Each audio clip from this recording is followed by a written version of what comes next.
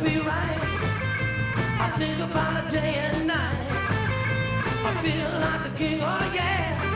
And baby, can't help but stare. Such a rush, baby. Oh, when you touch me, baby. Such a rush, baby. When you love me, baby. Ladies and gentlemen, guys and dolls, cats and chick, you're listening to Viva ENT. We have a spectacular show today. I'm Devin, the DJ, filling in for Johnnny the Capo, and I'm here with Mr. Johnny Rockstar. And of course, our favorite producer. Hey, it's Eric. CC Rider! And we are postponing 1987 Part 1 for next week because we have Randy Hansen on the line. Say hi, Randy. Hi, how are you doing? We're doing great. Oh, my gosh. Well, we're doing great here. Man, great to hear your voice, Randy. Everybody healthy over there and everything? We are. And you? Yeah, I just got my Johnson & Johnson shot over the weekend. Yeah, you're out at the Skagit County Fairgrounds. I was out there videoing you. Yeah, I figured it's so handy. He was right there. I've really been kind of sequestered at home a lot, so I just figured better late than never. Definitely. All right. Yeah, my feet have been cold since this weekend because you rocked my socks off twice. Oh, wow, cool. Yeah, the Tony V's Garage, and fun playing. You were incredible. Oh, well, thank you very much. I appreciate that. He always is. And you got some upcoming shows, I've heard. Yeah, they gotta hope they're starting to break free with some new shows for me and everything, and hopefully everything is holds steady, and we can do them all. Right? Yeah. Yeah, you're traveling like New York and Georgia, and yeah, they threw some darts at a map, and there we go. Nice. That's Kevin's booking method? Yeah, that's how he does it. That rocks. That rocks. May I just jump in here real quick? Yeah. Okay, so I got to talk about something that occurred to me. Once upon a time, I went to a show that featured the Beach Boys, the Kinks, and a man named Randy Hansen opening up with his band Machine Gun at a place called Memorial Stadium. And it was a cloudy day, that epic day, and that was my first experience seeing the one, the only, the super badass Randy Hansen doing his show. And Randy, you did things at that show that I have never seen anyone do ever. You are absolutely one of the best. That was one of the best shows I've ever seen. I just had to throw that in there. Well, that was my second concert I ever did in my whole life. Really? Wow. You the did first this. one was the day before. I was HIC Arena with Hart, and then next day I was there with those guys. I was like going, man, this is bizarre. Man, everything's happening so fast, You tore it was pretty to neat. To pieces. I was there with Ward Nelson, who you may know as the guitar player for a band called Crisis Party, and also the Refusers. And we were singing along with every song. Randy played that show. There was no breaks in between songs. It was one long medley. You opened up with Fire, and you just knocked us out. That was your second show. Mm-hmm. How do you develop That's this? the way we worked it back then. I didn't want to stop and have people clap and stuff. I just wanted to squeeze as many Hendrix songs in as I could do, You knocked us so out. That was the object back then. Knocked us out. Then later on, I saw you at the Paramount. You had 2-day stand. I saw the second show. I went there early and waited in line. I was like the fifth person into the building. I was front row for that show, and you did this part where you opened up the fog came out. The what is that fog called again? That goes on like the ground? kind of dry ice. Dry hazer. ice fog came out. Here we have the lights go down, the crowd goes crazy, and then here comes the dry ice fog, and then you can hear the guitar, the feedback swelling, and all of a sudden there you are. You rise out of the mists of the fog and your Hendrix regalia as if you had come directly from heaven and projected deep into. Oh my I had God. to crawl out there. Yeah, under you the had to bar crawl with out there. my Oh my breath, God, you know? Randy, that worked. That worked so amazingly badass. I mean, that was such a moment, and it wasn't just the LSD talking. I'm telling you, that was epic, Well, the epic. bubble gum, yeah. Or the bubble gum either. Yeah, that Bubblicious was amazing back then. But man, that was an epic moment. Epic. Oh my gosh. Oh, I'm glad you like that. I remember, I never knew what it looked like until I saw a video of that, and I went, oh, that kind of works. Oh man, that works, dude. That works. So, and then at that particular concert, you stripped off your costume. You stripped off your afro and your Hendrix look, and it was Randy. And you asked us, is it okay if we play some of my original songs? And you played your original songs for us, just like that first show I saw in one long medley, and my hair was really long and knocked us out. And you went out into the audience and played in the seats. And you did every single trick in the book, doing quadruple somersaults in the air. I mean, Yeah, how do you practice that? Yeah, how do you practice playing with your teeth? Or that's amazing. I just, when I first started, I made a lot of mistakes and cut up my gums and everything, and so you get better at it. The first time I did it I was pretty horrible at it, and it just took a lot of practice. Now it's easy. Yeah, you're doing so well at the Skagit County Fairgrounds. I had to cut If 6 Was 9 because it flagged it as Jimi Hendrix was playing it. You're basically channeling. I love playing that song. To me, that is one of his quintessential. It's got all the jazz in there. It's got all the psychedelia in there. It's the blues and Jimmy's voice, and then it's just. Yeah, and it was part of that movie Easy Rider, so it's like, yeah, I love that song. I love all of Jimmy's songs, actually. He didn't ride a dog. He did not. Do you ever do the song from Cry of Love where it starts out, hand me that bottle, and I'll sing you all a real song? Yeah. As a matter of fact, I did that recently, acoustically at a party. Just because I thought, well, I'm here by myself, and I don't have my gears. I had an acoustic guitar laying there. I thought, oh, I could do that one. That would sound good. Actually, a lot of stuff of Jimmy's sounds all right on acoustic guitars. I think he wrote a lot of it on acoustic guitar. Oh, probably, yeah. And and then transferred it to electric and everything. He seemed to do that a lot. He had an acoustic guitar he liked to carry around with him. What could you share with us about you seeing him live at Sick Stadium, please? Wow. Well, that was my first concert that my mom let me and my brother go to unattended, unsupervised. And I couldn't believe she let us do that, for one. Then when we got in there was like people smoking weed all over the place and probably taking acid, and everything you could imagine was going on in there. And I'm just a little kid, I was like 16, and I never got real tall, and I've always looked younger than my age, so I always got treated like a little kid, and so I worked my way up front, and there was some badass players that day. Cactus was there. Their set was amazing. And then when Hendrix came on, I was standing basically right underneath him. He moved his mic stand right out to the edge of the stage.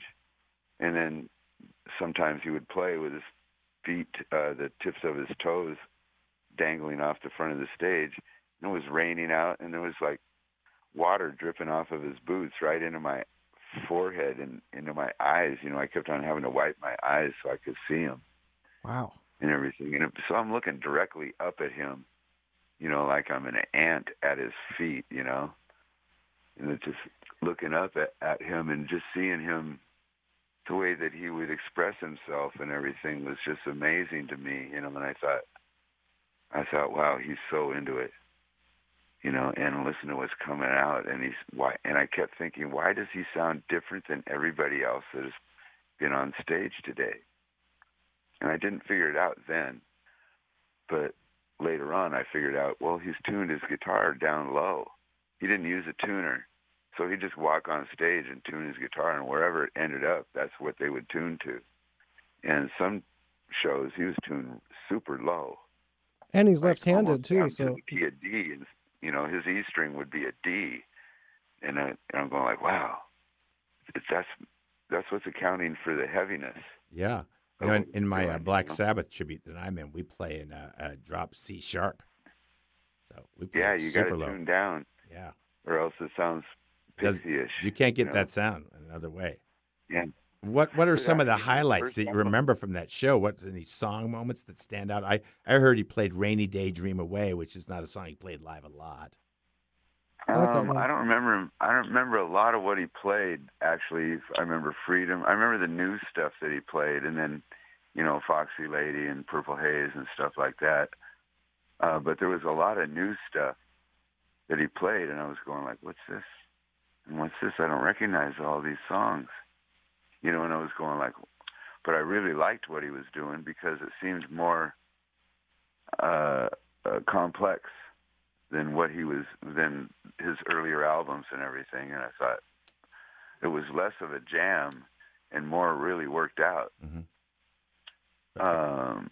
Let me see, another thing that I remember about that show is, he got kind of upset at the show. Somebody threw a fluorescent pink pillow and a Marks a Lot pen up there, and he got pissed off at that. And he went over to the pillow and he booted it off the stage. And then he went back to the microphone. And he said, "I'd appreciate it if you wouldn't throw anything up on the stage, because I got kind of stoned on some scotch last night at a friend's house, and I feel like jumping on some cat's head anyway." Wow. And he was really not happy to be back in Seattle. Really? Because it was a hassle for him. All of his friends would come out of the woodwork and would want to get in free, and so rather than stay at home where he could be reached, he'd go to a hotel when he reached Seattle. He made the mistake of staying at home probably the first time that he played, like at the Coliseum or wherever that was, or Eagles, and the phone rang off the hook. And everyone is his long-lost friend. Yeah. You get a lot of phone calls, right, Randy? Huh? You get a lot of phone calls from people like me, right? Asking you to sit in with their band. Yeah, I don't mind. I don't mind so much. It's when people lose interest in me, then I'll start worrying. But I'm more than happy to get people into my show. I'm not Jimmy, so it's not that special to me. Well, you channel Jimmy. You are channeling Jimmy. What was it like? I hate to steal your show here, my brother, but no. Randy and I've bumped into her. I've been so blessed. I cannot believe how blessed I am. My band Lounge Vultures opened for you once. My band Zombie Jihad opened for you once. Zombie Jihad's record release party we opened for you. You've always been hot as a pistol, man. We hire you all the time because your band really gets them excited. Oh man, that rocks, And man! every I will band open that for you've you ever played in, anytime, anywhere. I've always dug your bands and your slant on everything. You keep it working and you keep it fresh. So Man, that is pretty high cool. praise. Mhm. And I don't know if you remember this, but even this occurred once. When Zombie Jihad had its record release party, I packed all the gear into the van, which broke down. And then I had to get a tow truck to haul my van to the venue. So I roll up in my van, but it's being carried by a tow truck. There's your entire crew looking and watching and laughing, rightfully so. Well, as long as you got to the gig, there's the van packed full of gear, being towed by the tow truck. You remember this, right? I do. At the sound check. And then bless your heart. Bless you and your band. You guys all get up and help me hump all that gear into the facility. Man, blessings to you. Praise and admiration and respect. Like you guys are. Everybody knows this, and that's the hardest part of our gig. I mean, we don't get paid for playing; we get paid for moving. Exactly correct. That was one of the most touching moments ever. And I opened for you, and then, gosh, if this happened, you opened for Whiskey River when I was in Whiskey River briefly, and I was like, how did this happen? But I want to get to a question here, Randy. What was it like for you to play with Mitch Mitchell and Billy Cox And I don't know if you played with Noel Redding or not, but what was that like to play with Jimmy's band? Yeah, I got lucky, and got to play with the Gypsies and the Experience, and that was mind blowing. Really, being able to do that, I couldn't believe my lucky stars, and I was just went. Mitch was the craziest of anybody, any musician I've ever played with in my life. That man was the craziest person off the stage that I've ever been around. Well, give us some highlights. He was like Keith Moon, only in a little bit more of a, I don't know, a witchy, devious way. I mean, he was like, he used to come to my room. He'd knock on my door at like 3 a.m. and I was totally asleep. I'd go to the door and open it, and he'd roll a smoke bomb into my room. And I go like, "Oh my God, Mitch, why'd you? Oh, fuck!" Those things stink. And then I'd have to like try to cover it up with something, and it's burning a hole in the rug. I go, "What are you doing?" And holy shit. I mean, I could go into many, many stories things that Mitch did. Taking a corkscrew to the side of an airplane in flight and pulling out chunks of the wall. Throwing a hair gel in the middle of the airplane, acting like he's reading the newspaper and then dipping his hand in this thing called Dippity-Doo and then just throwing a big wad of it. Right, you couldn't get away with that these days. Someone's head in the airplane. And did you play and then with? he would go back to reading the paper like, I didn't do that. Did you play with Buddy Miles too? Right. Mischievous little guy. He's exactly the same height as me, and he was the most mischievous. I mean, I swear he was going to get us arrested. Oh my gosh! He did some things that I just can't imagine doing. And if he did them today, he would get arrested. He tried to take a flamethrower into Canada. He had just been to a surplus store, and he bought a flamethrower here in Seattle at the surplus downtown. And then we're going into Canada, and for some reason he's trying to bring this thing into Canada. And they stopped him and they said, "You can't have this. We can't. We're taking this away from you. What are you doing with a flamethrower?" And he goes, "Hey, I just thought, I'd go to someone's backyard, and try it out, And I'm going like, a flamethrower." So he Holy out-crazied. That's wild. He out-crazied Sam Kinison then. Oh, by far.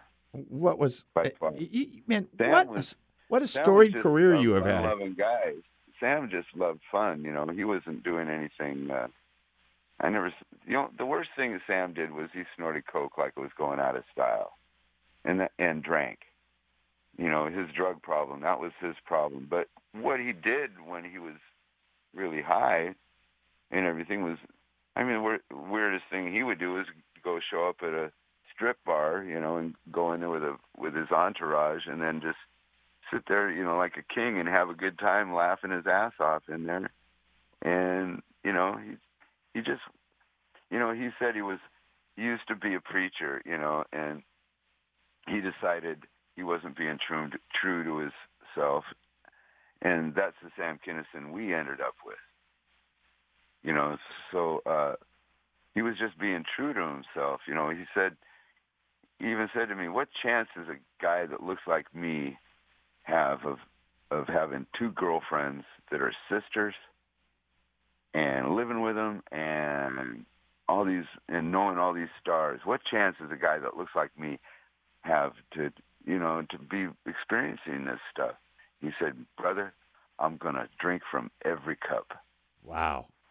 Man, you have just had an amazing career. Now, you and I and John Passarelli, once upon a time, were hanging out in the woods doing something unmentionable at this time, and you shared with me the tale of working for Francis Ford Coppola on Apocalypse Now. Could you mind sharing with us a little bit about that? Yeah, I'm curious about that. Well, he found out about me through the newspaper because we were on our way to San Francisco. And we got a phone call when I was on the East Coast that this guy who was doing a movie. All I knew was some guy doing a movie, and he wanted to interview me to see if I could do some soundtrack for it. And so I went and met him. I didn't know. They said his name, but I didn't know the name then. And I didn't know that he had done The Godfather and all this stuff. I just thought he was just some little tiny filmmaker. I thought it was some small thing. So I went and interviewed with him. And I'm sure I came off as cocky to him because every question he had, can you sound like Jimi Hendrix? I said, yeah, that's not a problem. He goes, well, can you make up things that sound like Jimi Hendrix? I said, yeah, I can do that. And, I was really confident everything he asked me that I would be no problem. And he's just like, well, okay, well, it pays double scale. Do you want it? And I said, yeah, sure. And then I went back, and then I found out who he was. And I was like, what? This is the guy that directed The Godfather? Holy shit.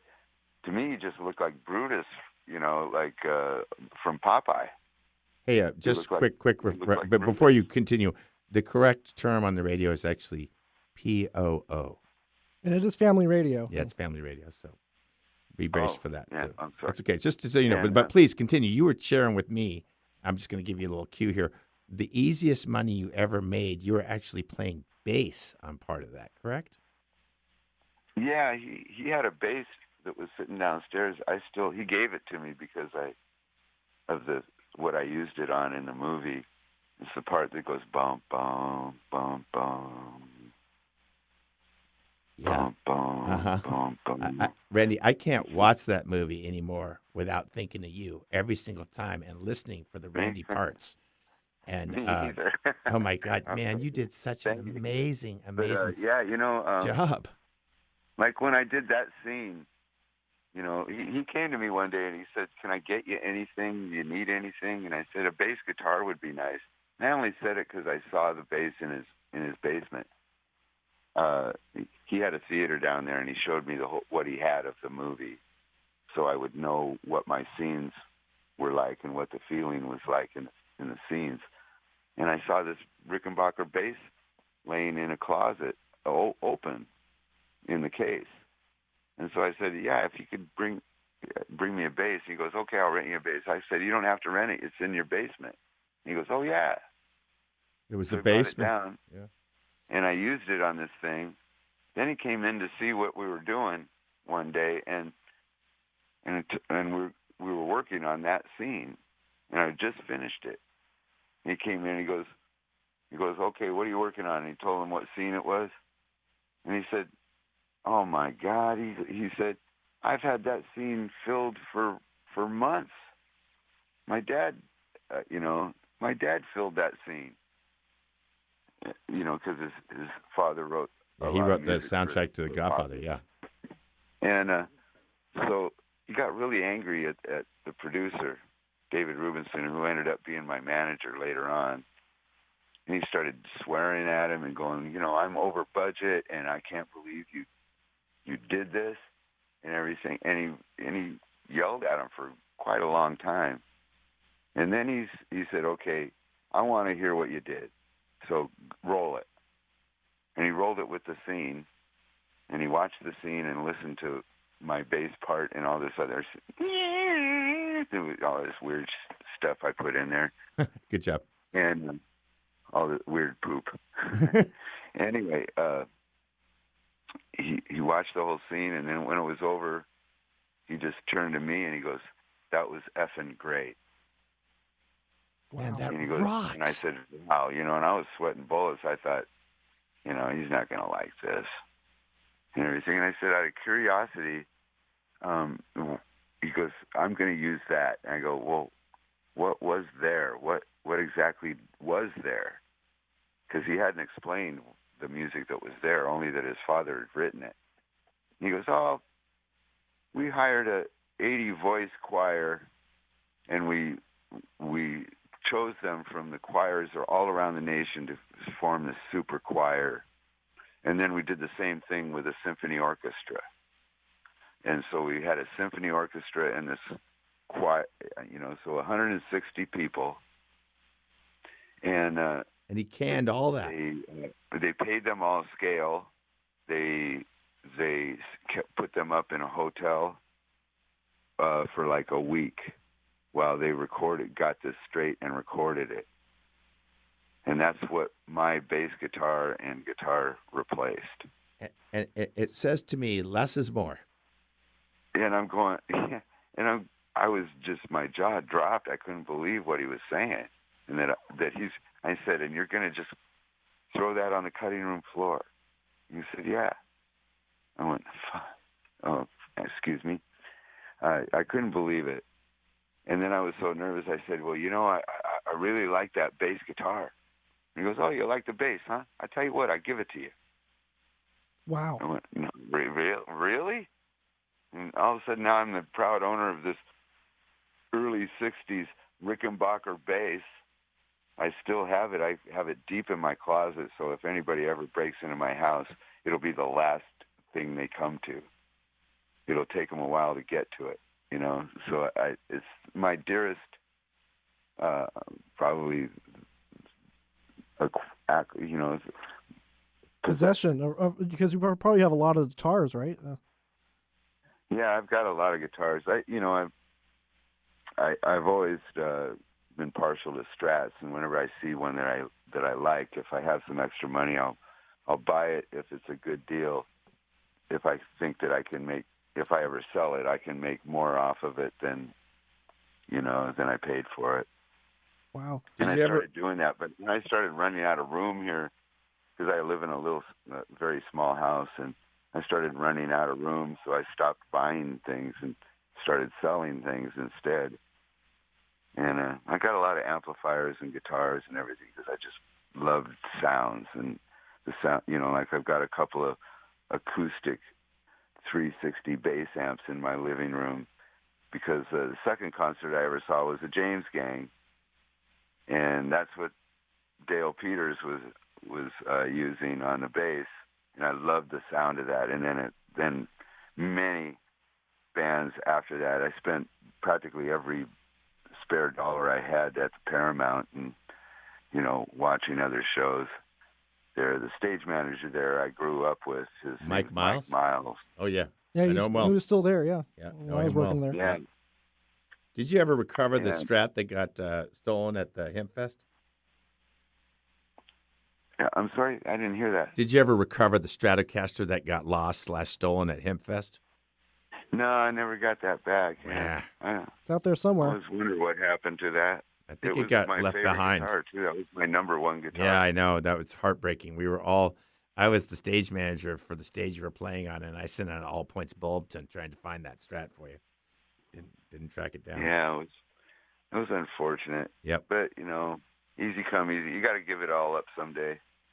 Right. Anyway, so. And we're about to do for a break here. Whoever So. got it. I'm sorry. We'll finish up with your thought, and then we're about due for a break, and then we'll be back with more of your interview. Don't go away, please. Why don't we hear a little bit of Randy playing Foxy Lady as we go to break here? All right.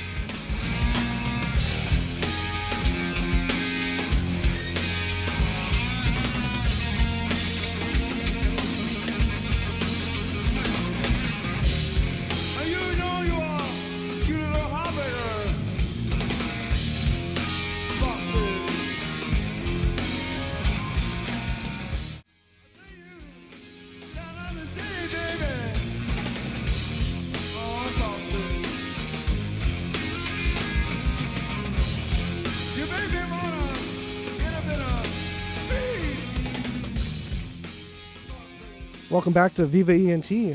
I'm Devin, the DJ. I'm here with Johnnny Rockstar, Eric CC Reidar, and Randy Hansen on the line. All right. Thanks for tuning in. So I was going to ask you, Randy, so you played with Devo. Are You Experienced? And you're in the music video. How was that like? Boy, that was a real trip. I had to come out of a coffin.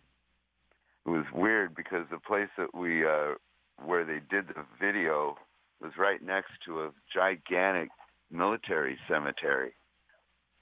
And then they got this coffin, and they said, "You've got to come out of this coffin." And it's like, so I repeatedly had to get into a coffin and then come out of it. and then get back in it, and then come out of it again, and do all this stuff.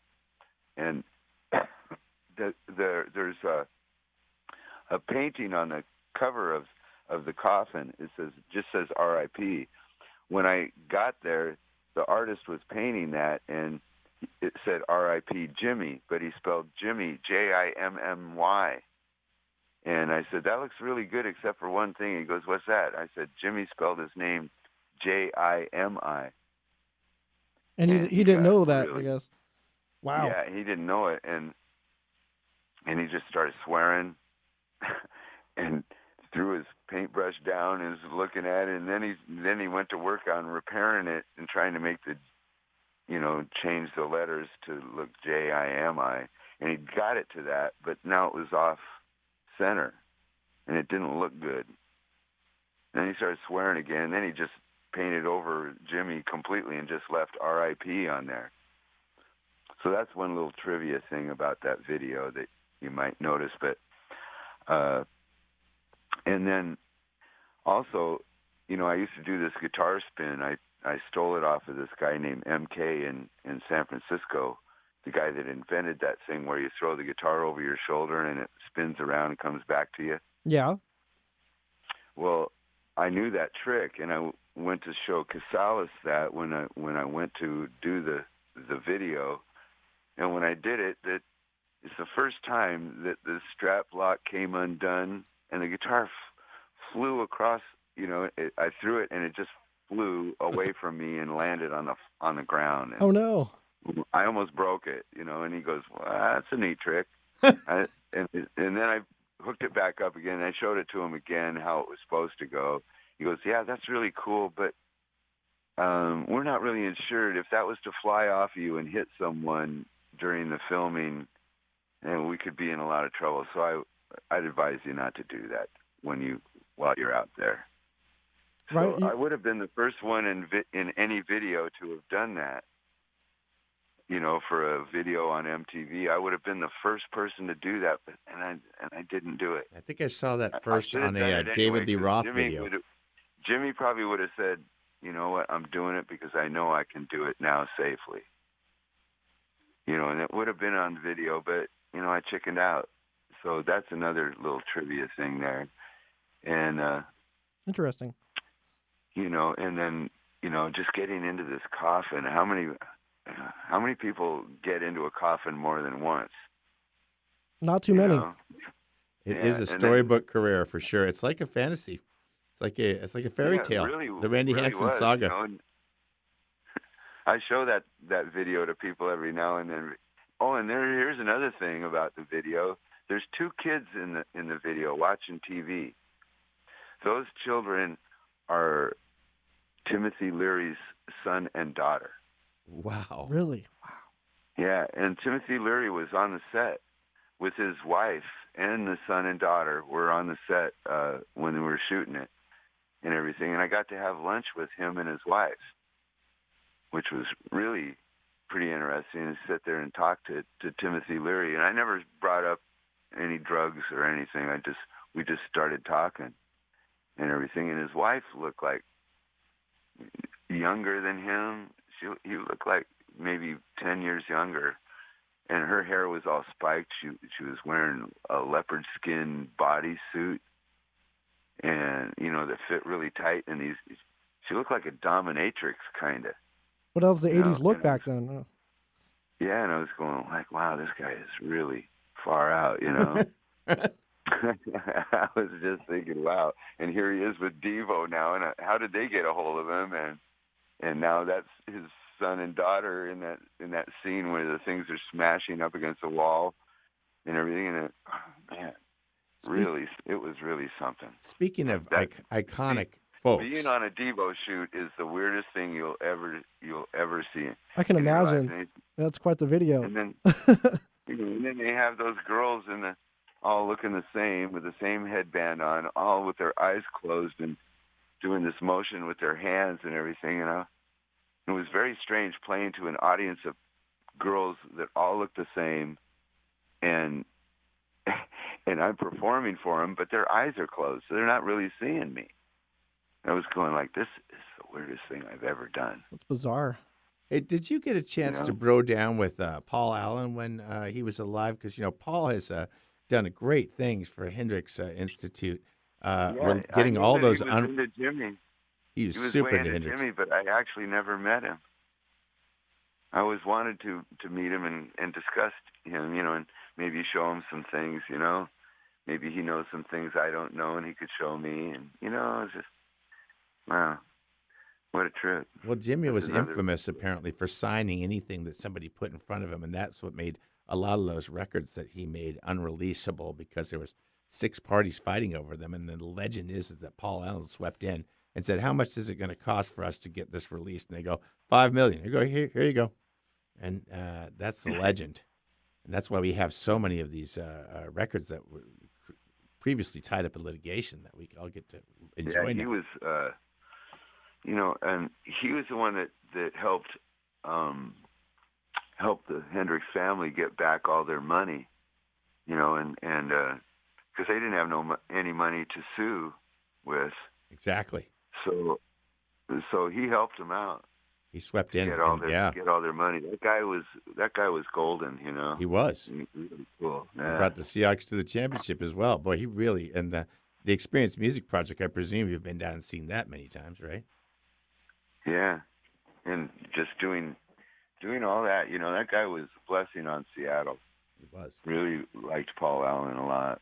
Yeah, he had a pretty kick-ass band as well.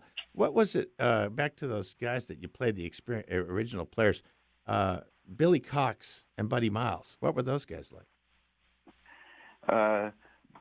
Billy Cox was really amazingly. He doesn't even consider himself a bass player. He says, I'm an insurance salesman. I go, like, no, you're one of my favorite. I'm sorry, but you're one of my favorite bass players. You came up with some really cool stuff with Jimmy and everything, and actually helped him write. And not only that, I mean, you've been friends with him ever since he was in the service when he was like 17 years old. That's when they met. They were 17. Wow. And so then young. friends for 10 years up until Jimmy died. So that was, as soon as he thought, I'm going to put together another band, he thought, I know another bass player that I really like and I used to jam with a lot. And he probably picked him because, Jimmy could have picked anybody to be his bass player at that point when the Gypsies happened. But he chose a friend rather than a star. Like he could have gone to Jack Cassidy, or there was numerous really great bass. I'm sure if Jimmy would said, hey, Paul McCartney, would you like to play bass for me for a little while? He probably would have gone, yeah, I'd like to do that. But he picked Billy Cox. And I'm really glad he did because that guy was so humble and such a nice, of all of those players, he was the most humble, the most well-adjusted, the most normal guy out of all of them. He's like meeting a repairman or something, a friendly repairman. That's what he's like. And then Buddy is really happy-go-lucky and was really super nice, but he had a larcenous streak. I mean, like the worst thing I ever saw him do was he used to do this repeatedly. At the meet, people would come up to meet him, and if he liked what jewelry you had on, he'd make a big fuss over it and say, I've always been looking for something like that ring you got on right there. Wow, where'd you get that? And he'd go overboard talking about it until they would give it to him. And that's how he got all of his jewelry. He had all this jewelry on, bunches of, necklaces and bracelets and rings, and he just had numerous things like that. And I watched him prize this stuff up as so many people at the meet and greet that it actually made me angry at him, and I said, that's not very, I said, you shouldn't do that. It's not, you got enough. You make enough money, buddy. You can go out and buy that stuff if you know. But I don't know. They wanted these people after meeting him. You know, this big star. They wanted to give it to him. You know, which is cool. But the way he got it, I just thought was questionable. You know. But after seeing him do it more than once. But other than that, the guy was really a cool guy, really great drummer. He had the pocket better than any drummer I've ever played with. That guy would sit in the pocket no matter how intensely, you know, if he played a fast lick when he was playing drums, he'd play it exactly on time. And it was like he was like playing with a machine. Yeah. You know? I get that vibe from him when I listen back to Mitch would vary. Mitch would be going, sit back, you know? Like all of a sudden we'd be playing and then he'd go, sit back, and he'd slow the beat down and just kick back and you know, and he would change it. And I noticed that with Jimmy. When he played with Jimmy on the records, you know, and I heard live records, I was going like, wow, he's slowing down, he's speeding up, but somehow the way he does it seems okay.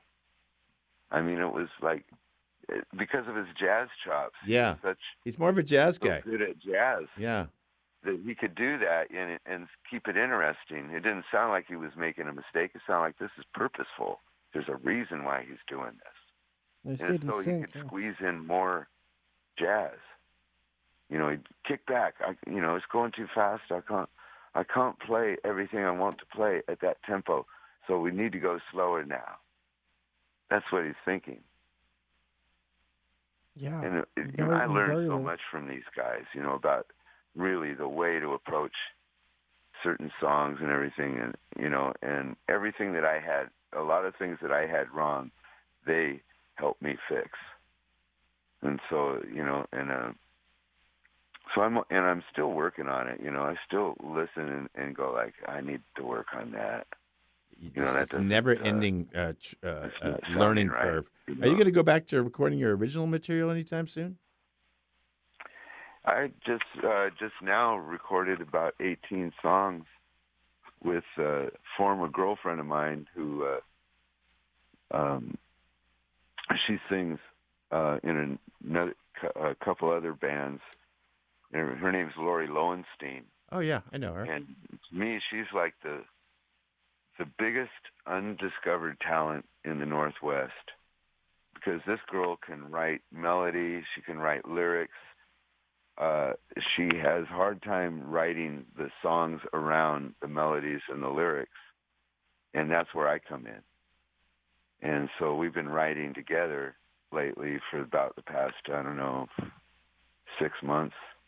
Is that going to come out as like the Lori Lowenstein experience, or is it going to be kind of are you guys going to form a band and have a band name together? How's that I don't know if we're going to. I'm doing this just because she writes really good, and it started out, we had written some songs before on a cheap 4-track that turned out really good, but the quality wasn't very good, and she wanted to re-record it. And this is after she'd gone through hell, you know, with she had a drinking problem. Doesn't have it anymore. She's been away from that for years now, and she got, you know, and she was talented even when she was wasted, but now she's straight, and all of her talent is just shining through like mad. So we've been able to write a song a week. We get together every Wednesday and write a song. That's incredible. And so now we've got this big, you know, I've got probably 2 albums worth of material of her and I. We'll put it out, and if something hits, you know, if it ends up being something, you know, to the public, then I would consider putting a band together with her just to go out. But it would have to, you know, something would have to be a hit off of it. I'll tell you something.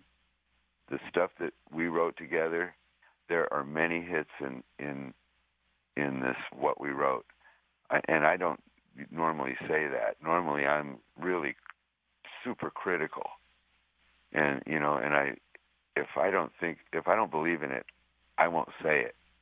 I won't say I believe in something I don't really believe in, but she writes. She's a genius when it comes to writing and everything. And I couldn't write as well as I'm writing right now without her. Wow. She's the It's good to have a catalyst partner. that, because I can't write as imaginative lyrics poetically so well as she can. I can write that way a little bit, and I have written certain things that I really believe in myself. But as far as it coming naturally every Wednesday, come on. I don't know anybody else that I can write with on a schedule, on demand, and come up with something that I go, wow, that is really, I'd buy that. I'd pay money for that. If I didn't know you and this song came out and it was someone else, I'd be buying it. I'd spend money on it. I'd want it in my collection. Whereas 90% of what I write by myself, I go, I don't think so. I think that's kind of a phenomenon that happens with a lot of artists. We're the hardest on ourselves, for sure. I'm my worst critic. Yeah, we bounce it off somebody else, and they go, "That's awesome." Like, are you kidding me? That's okay at best. I think that's. It's hard to it's hard to keep your objectivity when you're talking about yourself. Exactly. It's like complimenting your. It feels like complimenting. It's very yourself. egocentric and narcissistic. I can't to be do like, that. oh I my, can't yeah, sit there and think, yeah, oh I boy, totally feel you there. aren't I great? Yeah. No, I'm not. I've got big, huge gaps of learning, that I need to know in order to really, in order for me to think, oh, wow, man, I'm really something. I really don't have that. And then there's, to add to your great start there, if you don't mind, there's the phenomenon, first of all, I got to throw it out there that you were the first tribute band ever. Okay, nobody did tribute bands before you. I heard about you in like 78-ish, 79-ish, and I saw that show at Memorial Stadium, which you say was your second show. I think that was 78, something like that. And, when we... I can tell you exactly when it was because I have a poster. It was in 77. Okay, there you go. So, but we have this phenomenon. It was the summer of 77. Of course, I remember it well. Boys. I was there. I just, we got 5 minutes left here, by the way, so we're kind of in this wrap-up mode. And I just want to share with the listeners that, here is the originator of this tribute thing, which is such is the mainstay of the music scene now. There's more tribute bands than there are original bands, which, quite frankly, I'm kind of hoping that we'll pendulum back to original bands again. Not because it wasn't my idea to do Jimmy. Well, it was my idea to do Jimi Hendrix, but it wasn't my idea because the band I was in was a comedy band. They wanted to go make fun of rock stars. Yeah. And then they asked me who I wanted to make fun of. And I said, I don't want to make fun of him. I want to do Jimi Hendrix. Yeah, I did that in one of my bands. I have to throw down that. I used to play Purple Haze on a kazoo, and then I burned it. That was my shtick. Yeah. I'd like to see that. Yeah, that got a big laugh for once. Your ideas are great, man. Thank you. I love your mind. You have a great mind for music and just for presentation. Well, That's great. I appreciate that. Now I'm hoping that somebody will plug one of my shows. Shameless self-promotion is kind of the thing here. What do you say, Devin? Yeah, because July 17th, you're playing at the Plaid Pig in Tacoma. And then July 24th, you're at Bubba's Roadhouse in Stolson. And then August 27th, the Mirkwood Pub in Arlington. And then Randy Hansen's playing out at the July 30th at the Mighty Tony V's, by the way. And go on, please. Oh, okay. Sorry. I'll have to add that to my list. Randy Hansen's playing. Need to go see those shows of his because they're really off the hook great. And he's very inciting of the crowd. The crowd always gets into his show because, there's a lot of people that play and everything, but some people are a little bit more natural at it than others, and you are. Oh, thanks, Randy. Man, that means a lot. People should come and see you because, I enjoy your shows. Thanks, Randy. Man, that means so much. Thank you, bro. And you're also playing at the Lake Leland Amphitheater in Quilcene, Washington, August 14th, Randy, and then in Motown in New York, August 28th, and October 16th at the in Pigeon Forge, Tennessee, as well. Wow. Well, Yeah. So book those flights early. Definitely. Yeah, we're running out of time, but yeah, if you haven't joined the Viva ENT Rock, Pop, and Soul radio group on Facebook, come and join it. I'll be posting the videos as well as check out Devin Creisler Studios on YouTube. That's where I posted the Randy Hansen videos this weekend, and all of the Warning as well. Check out the playlist. Any last thing you want to say, Randy? Any shout outs? Yeah. The last thing I want to say is, I'm 66 years old now, and my goal is to be still playing at 100. So that's my goal, and I think I can make it because of I met my father's brother, and he was really old, and he could run in place at 95 and it his keeps you knees young. up to his waist. Rock keeps us young. Look at Keith Richards. Come on. Yeah. Yeah, Johnnny Rockstar is here is 100. I'm 109 now. Yeah. So it's doing great. Yeah. Well, thanks for listening, everyone, and tune in next week for Viva ENT with 1987 Part 1. And we'll love to have you back on the show sometime, Randy. All right. And all you other musicians out there, pace yourself. We need you. All right. Well, have a great evening. Right. Thanks for watching. Thanks for listening. You too, you guys. It was great talking with you. All right. Love you, buddy. Hey, we're going to go out with some Randy Hansen doing Machine Gun.